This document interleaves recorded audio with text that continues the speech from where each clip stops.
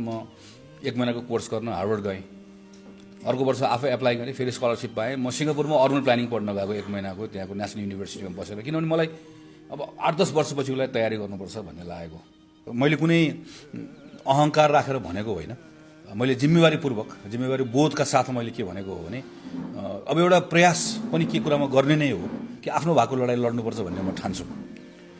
मैले 46 इयर्स भएँ, 2 पटक सांसद भएर काम गरेको अनुभव रह्यो, संविधान सभाको सदस्य भएर काम गरेको अनुभव रह्यो, मन्त्री भएर काम गरेको अनुभव रह्यो, पार्लियामेन्ट कमिटीको चेयर भएर काम गरेको अनुभव रह्यो, काङ्ग्रेसको महामन्त्री भएको छु, काठमाडौँ जस्तो कन्स्टिट्युन्सीबाट इलेक्टेड छु।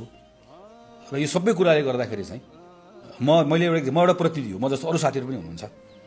अब हाम्रै पार्टीहरूभित्र पनि अगाडिको जेनेरेसनको लिडर्सहरूलाई तपाईँहरूको आशीर्वाद चाहिएको छ, मार्गदर्शन हामीलाई चाहिएको छ।